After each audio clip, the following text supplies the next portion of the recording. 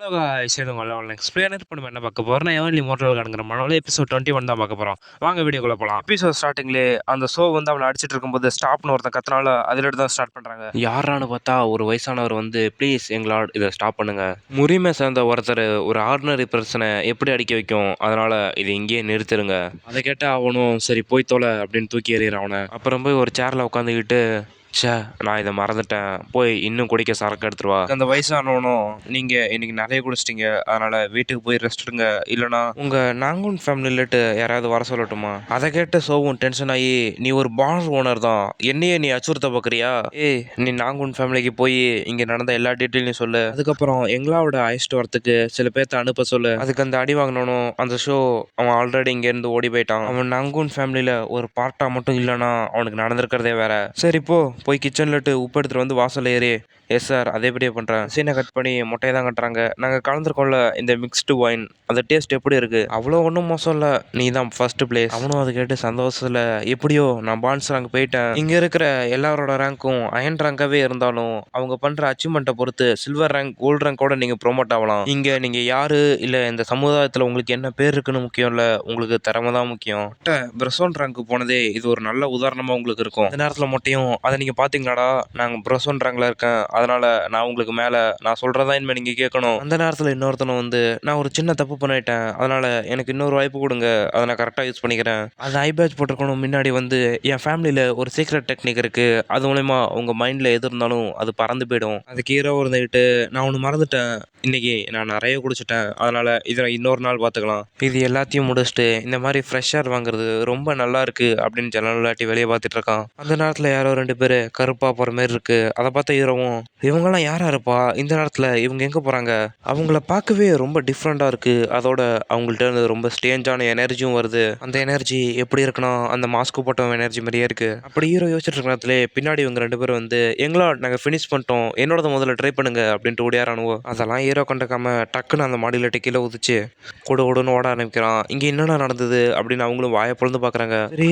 இந்த ஃப்ளோர் எவ்வளோ உயரண்டா இருக்கும் யாருக்கு தெரியும், வேணும்னா ஒரு 15 மீட்டர் உயரம் இருக்கும். மாரி சந்தேகப்படுற யாரையுமே என் டெரிட்டோரியில் இருக்க விடக்கூடாது, எப்படியாவது அவங்கள பிடிச்சி அடிச்சு எல்லாத்தையும் கேட்கணும். அவங்கெல்லாம் யாரா இருக்கும், இங்கே எப்படி வந்திருப்பாங்க அப்படின்னு ஹீரோ வேகமாக போய் பார்த்தா ஒரு முட்டு சந்து. அவங்க இப்போ எங்கே போயிருப்பாங்க, இது எப்படி நடந்துச்சு, அவங்கள நான் ஃபாலோ பண்ணிட்டு தானே வந்தேன், ஆனால் அவங்க எங்கே போனாங்கன்னு தெரியலையே. அப்படி பார்த்தா அவங்க ஒன்றும் சாதாரண ஆளுங்க மாதிரி தெரியல, அப்படிப்பட்டவங்க ஏன் இந்த இடத்த இப்படி சுற்றிட்டு இருக்கணும், அதுக்கு ஏதாவது ஒரு காரணம் இருக்கும். அவங்க அப்படி என்னதான் பிளான் போட்டிருப்பானுவோ, அது என்னன்னு கண்டுபிடிச்சே ஆகணும். தூரம் சுற்றியும் அவங்கள கண்டுபிடிக்க முடியலையே. சரி அதை பற்றி பேசிக்க வேணாம், போய் அவங்க செஞ்ச சரக்கு இப்போ எப்படி இருக்குன்னு போய் டேஸ்ட் பண்ணி பார்க்க வேண்டியதான். அவங்கள தவிர்த்து வேற யாரும் பார் வச்சுக்கலன்னு நினச்சிட்டு இருக்காங்களா அப்படின்னு அந்த ஷோ கத்திக்கிட்டே வெளியே வரான்.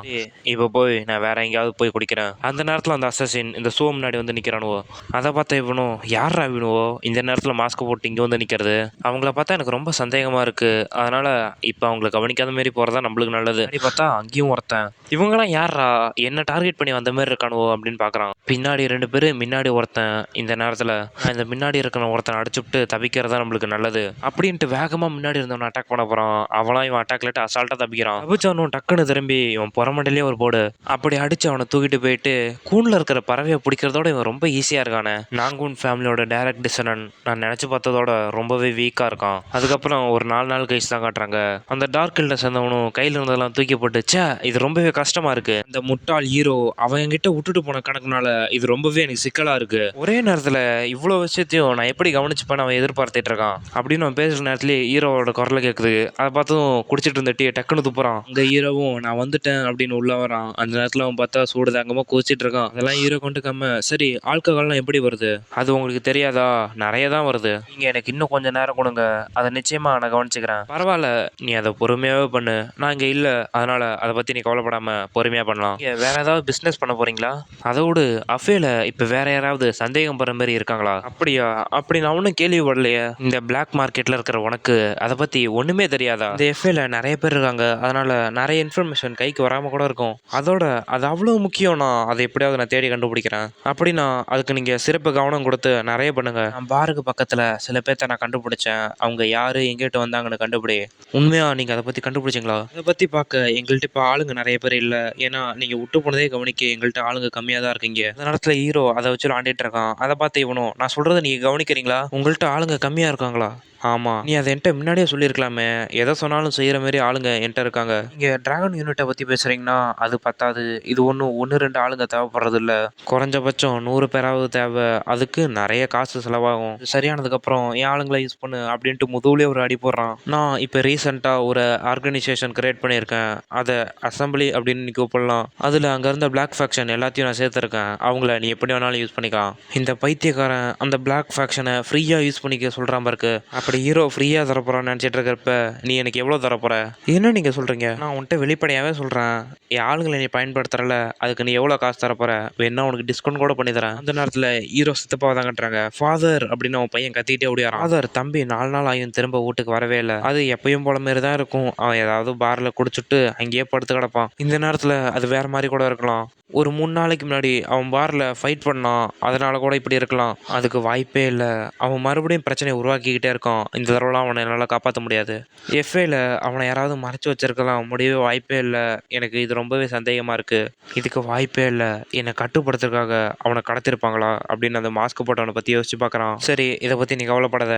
இதை எல்லாத்தையும் நான் பார்த்துக்கிறேன். அதோட முக்கியமாக இந்த இன்ஃபர்மேஷனை வெளியே யார்ட்டையும் சொல்லாத. அந்த சீனை கட் பண்ணி இந்த சித்தப்பனும் ஏதோ ஒரு இடத்துல கோவமாக இருக்கிறதான் காட்டுறாங்க. அவனும் அவன் ஃபுல் பவரை ரிலீஸ் பண்ணிக்கிட்டே வெளியே வாடா அப்படின்னு கத்துறான். அந்த மாஸ்க் லீடரும் வெளியே வந்துக்கிட்டே, நீங்கள் இப்போ இவ்வளோ கோவமாக இருக்கீங்க? டேய், என் பையனை எங்கடா வச்சிருக்கீங்க? உன் பையன் நல்ல நிலைமையில தான் இருக்கான். அதனால் அதை பற்றி நீ கவலைப்படாத. நீங்களாம் ஏன்டா இந்த மாதிரி இப்போ பண்ணிட்டு இருக்கீங்க? இது மட்டும் மெயின் ஹவுஸில் இருக்கிறவங்களுக்கு தெரிய வந்ததுன்னா அவங்க இதை பற்றி விசாரிக்க ஆரம்பிப்பாங்க. அதுவே நம்ம எல்லா பிளானும் தெரிய வாய்ப்பு இருக்குது. அதனால் இப்படி ஏன்டா பண்ணி தொலைச்சிங்க? இது நம்ம பிளானையே பாதிக்கும்டா. அதெல்லாம் விடு. இப்போ ப்ராசஸ் எப்படி போயிட்டுருக்கு? சித்தமனும், இப்போ நீங்கள் என்னடா சொல்லிட்டு இருக்கீங்க? கத்துறதெல்லாம் ஸ்டாப் பண்ணிட்டு போய் பிளான் படி பண்ணு. நம்ம பிளான் கரெக்டாக நடந்து முடிஞ்சிச்சுன்னா நான் சோவை ஒன்ட்டி அனுப்பிடுறேன் மறுபடியும். அது வரைக்கும் அவன் மேலே என் சிண்டு விரல் கூட படாது. அதை நினச்சி நீ கவலைப்படாத. ஒழுங்காக போய் நம்ம பிளான் படி மட்டும் பண்ணு. இந்த வருஷத்தோட தொடக்கத்திலேயே என் பிளான் நான் செயல்படுத்த ஆரம்பிச்சிருவேன். நீங்களும் அதுக்கு தயாராக இருக்கிறதா உறுதி பண்ணிக்கோங்க. வருஷத்தோட தொடக்கத்துலையா? அந்த நேரத்தில் ரத்தம் மலை மாரி பொழிய போகுது. இந்த சீனை கட் பண்ணி ஹீரோவை தான் கட்டுறாங்க. ஸ்ப்ரிங் தான் வரப்போகுது. அப்புறமே ஏன் எனக்கு இவ்வளோ டயர்டாக இருக்குது? ஃபயர் பிளேஸில் இப்போ கம்மியாக தான் ஃபயர் கூட் இருக்கு. அதனால் இப்போ நீங்கள் என்ன பண்ண போகிறீங்க? அதோட இப்போ ஒரு நியூஸ் கேள்விப்பட்டீங்களா? என்ன நியூஸ் அப்படின்னு ஹீரோ ஆச்சரியமாக கேட்குறான். அது வேற ஒன்றும் இல்லை. நாகுன் சோ இருக்கான்ல, அவன் ரொம்ப நாளாக வீட்டுக்கு திரும்பவே இல்லையா. அதனால் அவங்க என்ன சொல்கிறாங்க, அவங்க வீட்டை விட்டு ஓடிட்டான்னு சொல்கிறாங்க. அதை கேட்ட ஹீரோவும், ஒரு வளர்ந்த மனுஷன் எப்பயும் வீட்டை விட்டு ஓட மாட்டான். அதுமாரி தெரியல, அவங்க கூட அந்த கான்டாக்டை லூஸ் பண்ணிட்டாங்கன்னு நான் கேள்விப்பட்டேன். அந்த நேரத்தில் ஹீரோ அந்த சூப்பை குடிச்சிட்டு, சே இது ரொம்ப கசக்குது அப்படிங்கிறான். எல்லாரும் இப்போ அவனை தான் தேடிட்டு இருக்காங்க. கொஞ்ச நாள்லயே இது பெரிய பிரச்சனையாகும்னு நினைக்கிறேன். சரி, அவன் காணாமல் போய் எத்தனை நாள் ஆகும்? சுமார் ஒரு 3 நாள் ஆகும். இவ சொல்கிற அந்த 3 நாள் தான் அந்த சந்தேகம் படுற பேர் 3 பேர் வந்தாங்க அப்படின்னு ஹீரோ யோசிக்கிற நேரத்துலேயே இந்த எபிசோட் இங்கே முடியுது காய்ஸ். லைக் பண்ணுங்கள், ஷேர் பண்ணுங்கள், கமெண்ட் பண்ணுங்கள். இப்போலாம் ஒழுங்காக வியூஸ் போக மாட்டேங்குது. ப்ளீஸ் நிறைய பேத்துக்கு ஷேர் பண்ணுங்கள், முக்கியமாக ஹைப் பண்ணுங்கள்.